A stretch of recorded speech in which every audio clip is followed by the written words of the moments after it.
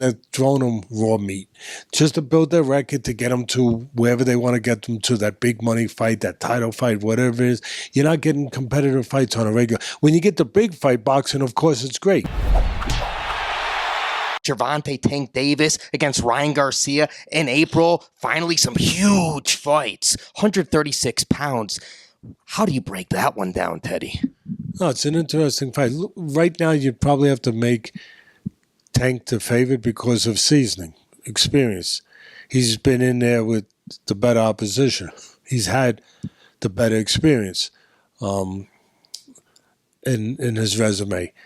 He's a little bit more mature.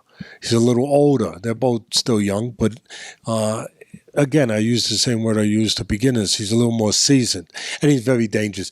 It's the kind of fight that Ryan Garcia, and I love him, he can't make a mistake. There's no cushion for error. You know, not that Tank Davis could make mistakes, but he probably could make a mistake and survive it, where it's the kind of fight where if Garcia makes a mistake, it could be over because he's that unforgiving a puncher, Tank Davis. He's that dangerous. And it's going to be very interesting. And really contrasting styles.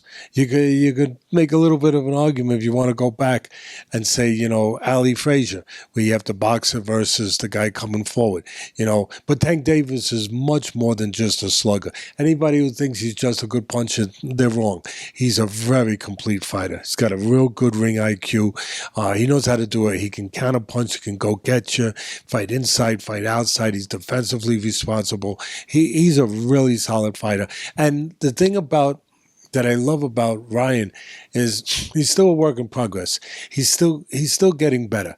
I think he's just coming into his own. He's just maturing, you know, mentally, physically. He's getting bigger, but he's just really starting to find out who he is.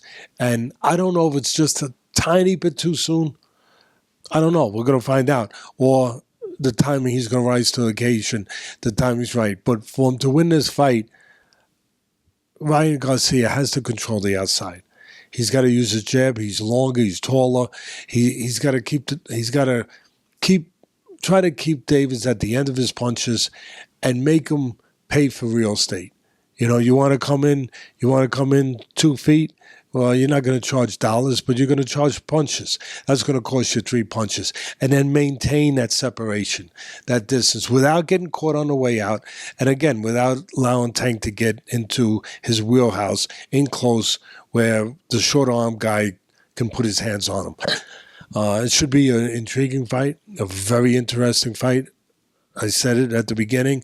Again, Tank Davis, you could see him being the little favorite here because of the reasons I already gave you. But don't count out, you know, Ryan, because Ryan believes he can win this fight. He's been calling for this fight. And there's a certain strength to that.